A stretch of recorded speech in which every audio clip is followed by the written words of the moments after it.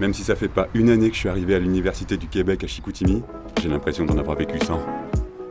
Ça m'a appris à me connaître, à grandir, à me transformer. On m'avait dit que je partais étudier dans un endroit unique. On m'avait pas menti. Bienvenue à ce premier entretien de la série Natives on Film, des Autochtones en cinéma, une série d'entrevues réalisées dans le cadre du 18e marché du cours du festival Regard. Cette série Natives on Film, des Autochtones en cinéma est une présentation de l'Université du Québec à Chicoutimi. On s'entretient pour cette première capsule avec Stéphane Neptune, réalisateur de l'UNU du futur, un des documentaires en compétition officielle. Mon nom, c'est Jess Merwin. Je suis programmateur, artiste et ami du festival d'origine néo-écossaise et de la nation Mi'kmaq. Et c'est un grand plaisir d'être ici aujourd'hui avec Stéphane. Gwe, Bouzoul, welcome, bienvenue à cette conversation. C'est un grand plaisir de t'avoir ici. Oui, merci de me recevoir, de m'avoir invité dans cette discussion. C'est vraiment génial. Commencer, est-ce que tu peux nous parler un tout petit peu de ton film L'Inu du futur? Les nous du futur, en fait, c'est venu d'un besoin d'affirmation que je cogitais depuis très longtemps. J'avais ce syndrome de l'imposteur face à mon identité, car je n'avais jamais vécu en communauté. Je ne connaissais pas ma langue. Donc, c'est une santé culturelle absente que j'ai dû me réapproprier moi-même, car elle ne m'était pas été transmise comme elle se devait. Donc, quand j'ai vu passer sur Facebook une opportunité de participer à la production d'un court-métrage, j'ai appliqué un peu sans le savoir dans quoi je m'embarquais. C'est un plongeon dans mes peurs, dans mes incertitudes, mais au bout du compte, ça a été vraiment un moment charnière dans ma vie, puis dans l'affirmation de comment je me définis en tant qu'Innu urbain. Finalement, je suis très fier du résultat, tant au niveau narratif, où je parle de mes craintes, de mes questionnements, que du niveau visuel, où est-ce que j'ai vraiment exploré des techniques pour illustrer mes propos. Merci beaucoup. C'est vraiment, en tant que film, c'est vraiment, on voit qu'il y a un vrai travail sur, par exemple, les directions. Et tu passes beaucoup de temps à regarder le mouvement, non seulement de comme les voitures et d'autres choses dans un espace, mais aussi ton mouvement aussi dans le film. On voit qu'il y a beaucoup de travail derrière ça. Puis, d'où est venue l'inspiration? Tu parlais déjà un peu de cette syndrome d'imposteur. Je pense que pour beaucoup de nous, surtout beaucoup de notre génération, qui ont grandi en ville, on a tous un peu cette syndrome d'imposteur. Alors, est-ce qu'il y avait d'autres inspirations pour le film ou d'où est venue cette idée d'utiliser le mouvement comme une métaphore pour comme ton voyage un peu avec ton identité? En fait, tout ça, ça s'est fait un peu inconsciemment. Le fait de filmer à l'envers, c'est un peu une métaphore de revenir à mes origines. Et puis, le fait d'utiliser le green screen dans mon visage et de représenter le Nitassinan, c'est vraiment où est-ce que j'aimerais être, où est-ce que j'aimerais aller, où est-ce que je me sens bien. Donc,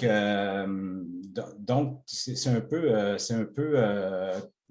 je sais pas si c'est contradictoire, mais tout ça s'est fait un peu inconsciemment. Donc, je suis à la fin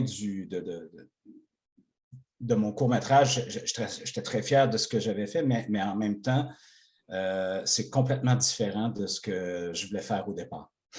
OK. C'est quoi, en fait, qui t'a vraiment poussé à réaliser ce film maintenant? Tu parlais justement que tu vas voir une opportunité passe sur Facebook, mais est-ce qu'il y avait d'autres choses? Parce que enfin, on sait que ces dernières années ne sont pas évidentes pour les personnes autochtones. Est-ce qu'il y avait d'autres influences sur toi d'entreprendre ce travail maintenant dans ce film? Ben, ça a vraiment été par rapport à une pulsion de me dévoiler.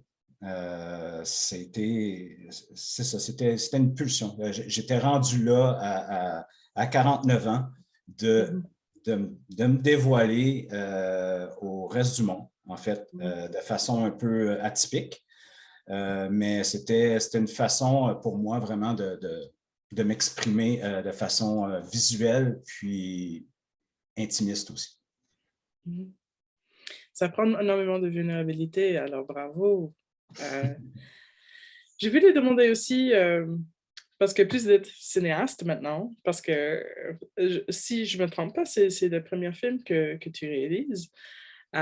Tu es aussi artiste numérique depuis longtemps. Tu travailles aussi dans le milieu de jeux vidéo.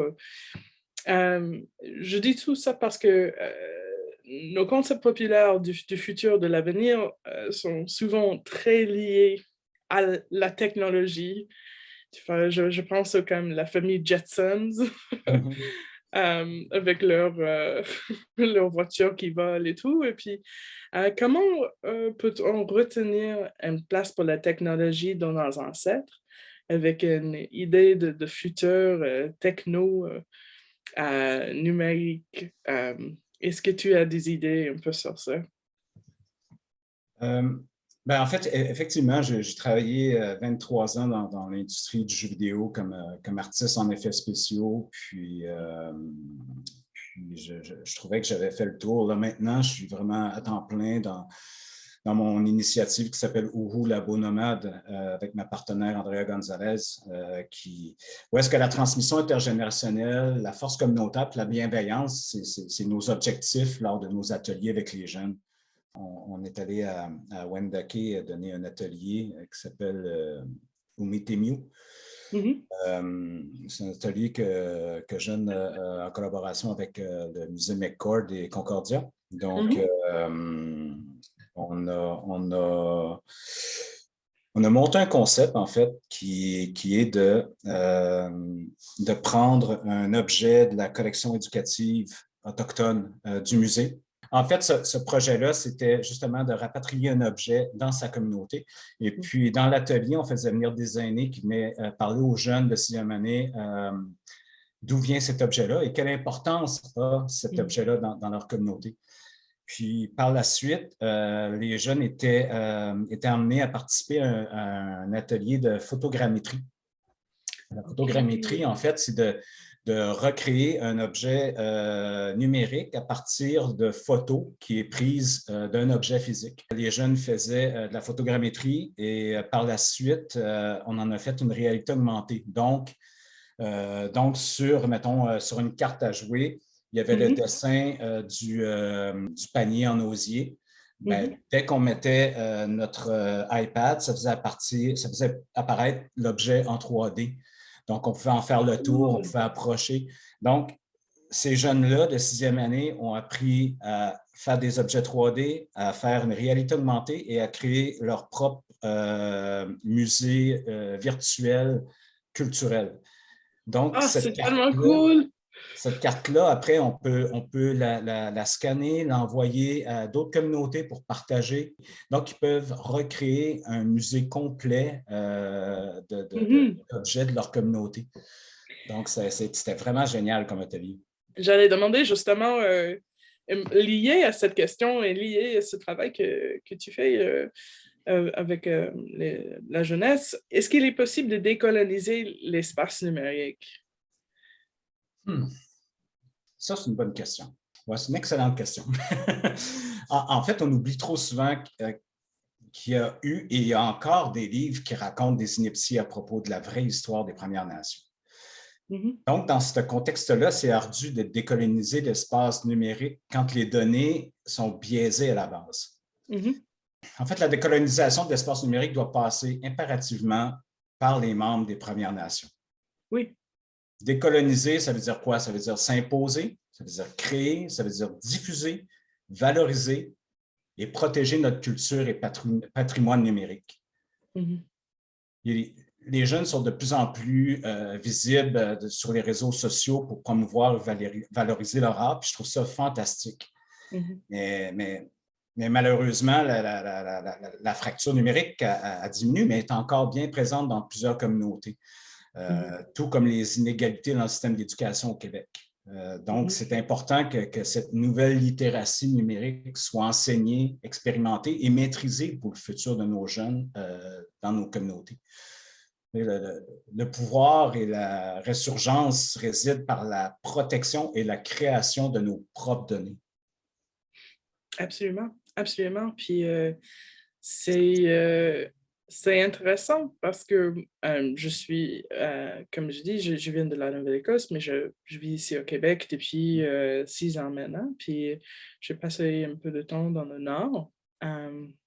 J'étais très chanceux d'être accueilli dans les communautés créées du James Bay.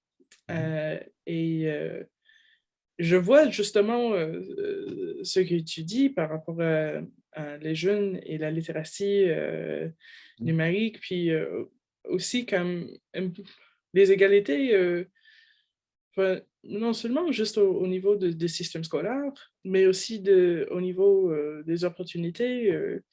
Quand je parle avec des jeunes, parfois, c'est, enfin, quand je dis des choses comme on peut être artiste et rester dans son communauté, on peut être réalisateur et rester dans son communauté, c'est pas forcément quelque chose qu'ils voient, parce qu'il y a toujours comme énormément de pression de se retrouver en ville si on veut faire une telle carrière ou une telle carrière, puis il y a énormément de talent, il y a énormément de possibilités, à mon avis, de réaliser des choses chez soi, puis de rester dans sa communauté, de vraiment créer quelque chose d'intéressant. C'est juste, il faut qu'il y ait des ressources, des supports pour soutenir ça, en fait. Ouais, ben, je vais réenchérir sur ce que tu dis. En fait, quand on donne nos ateliers, on n'utilise que des logiciels gratuits. C'est important pour nous qu'il y ait une démocratisation des outils puis qu'il y ait un accès aussi aux outils. Donc, ça c'est super important. Tu sais, si on parle de gros logiciels payants, ce n'est pas accessible. Donc, ouais, c'est méga important l'accès aux outils numériques.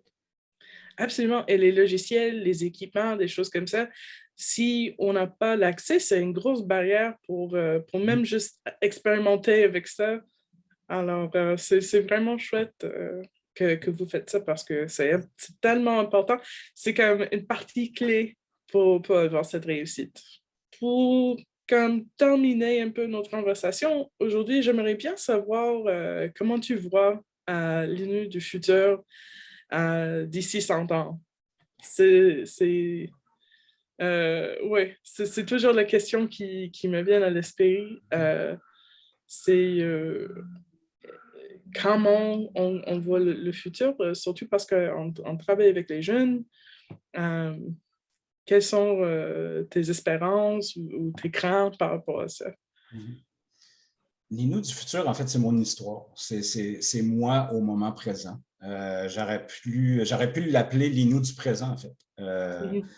C'est une prise de conscience intimiste qui surprenamment résonne chez plusieurs personnes.